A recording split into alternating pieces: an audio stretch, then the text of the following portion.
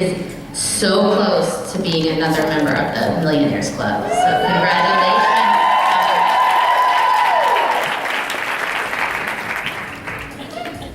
Wow. Aren't you supposed to picture people naked or something, right? Good thing we're working on our fitness. Right. You know, Robert said something that, well, everything he said I agree completely with, but making a mess out of your message, like I branded being a hot mess. I mean, seriously, I wear headbands because I don't have time to wash my hair half the time. But I have 3 kids, an amazing husband. I've been with him for about 18 years. High school sweethearts that his mom was never a fan of. She's not in here, so she can't defend herself like your wife. But he tricked me, and that's where my story started. He put a ring on my finger before he dropped the bomb and said he wanted to be in the Marine Corps. Yeah. I mean, that's something you should probably tell before someone says I do, right? Tricked me into it, and I would do anything for my husband. I'd follow him anywhere. And he knew that, but it was always his dream, and so I was willing to give up my dream, which I wasn't quite sure exactly what that was, but I knew it wasn't to be a military wife. And it didn't really hit me, the enormity of what we were doing until the first time he deployed. And that's when I hit the lowest point in my entire life was standing in that hangar, and I'll probably get shaky here talking about it because it still feels so real to me, but standing in that hangar and hugging him for the last time, afraid I might forget what he felt like, and watching our 4-year-old salute him, being so strong as he taxied off. He's a pilot, and one lonely tear rolled down his face, and it's like time stood still for a moment. For the first time in my life, I felt absolutely powerless. That 30-minute drive home was the longest drive of my entire life. Listening to a 4-year-old cry in the back seat for a half an hour is like an eternity because you're really not quite sure how you are going to emotionally deal with that, let alone help a 4-year-old emotionally deal with that.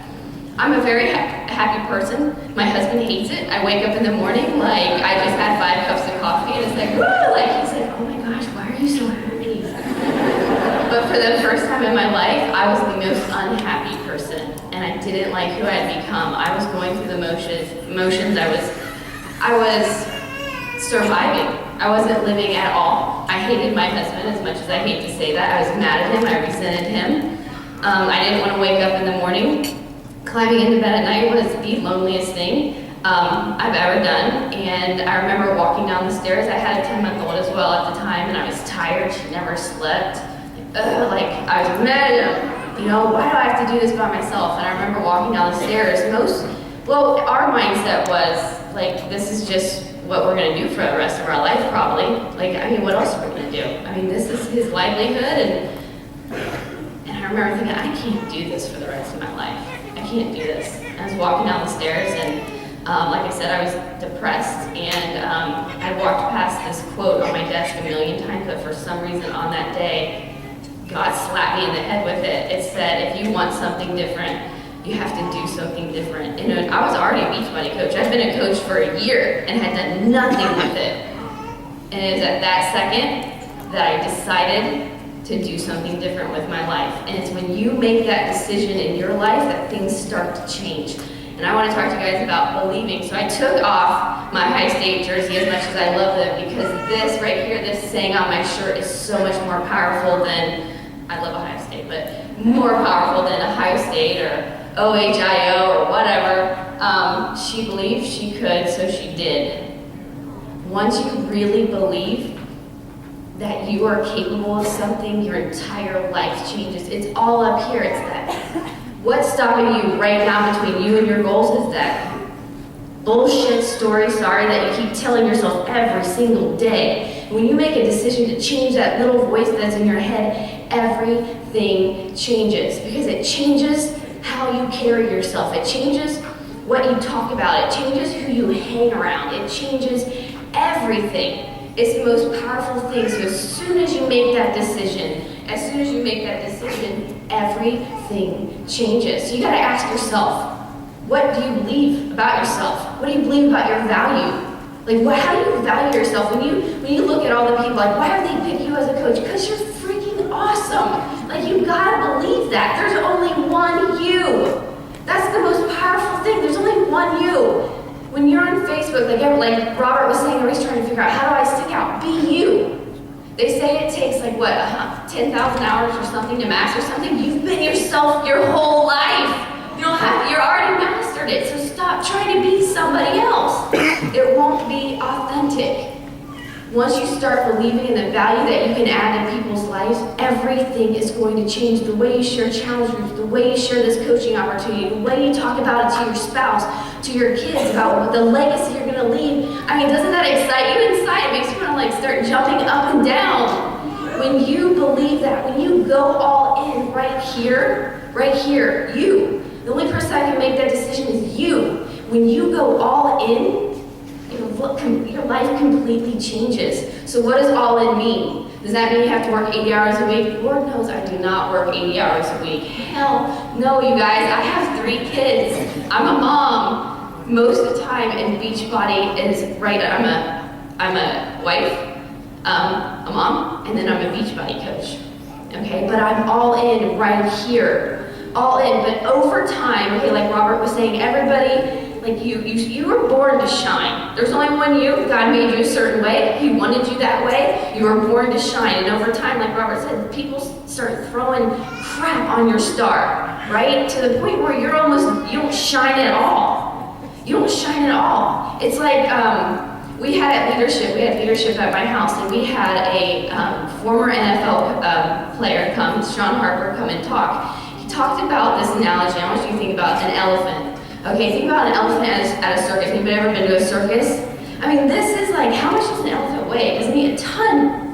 Or a couple ton, I don't know. But I have to look that up, Google that. But they stay right where they're supposed to be, but it starts way before anybody sees it. As a little, I don't even know, are they ever that little? I don't know. As a little elephant, they put this chain around their ankle, and that's what starts to happen to us. You got this chain around your ankle, right? And every time the baby elephant tries to move, it can't go anywhere.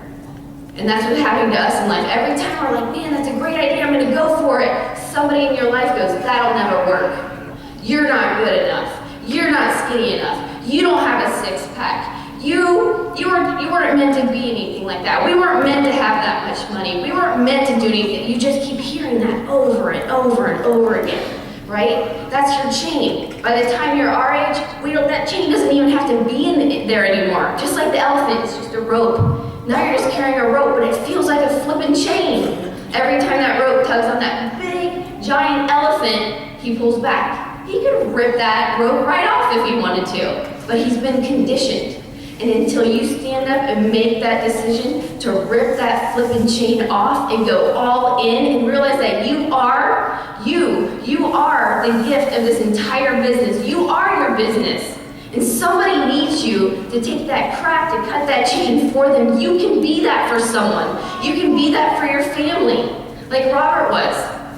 But it starts with you deciding that I'm all in, and I believe in this. And once you truly believe, once you make that decision, only you can make that decision. Nobody can do it for you. Only you can make that decision, but once you make that decision, everything will change. I was looking at different numbers on our team about when their income started to go up, and they're like, people are like, man, wow, when does it start to go up like that? When you flip and believe. That's when it starts to go up. Because now you do things differently. You get up a little earlier. So when I made that decision, when I was like, I'm not doing this the rest of my life, Chad. I'm not doing this. He's like, well, you better pass up my income. I'm like, I'll do better than that. Right? Joke's on him now.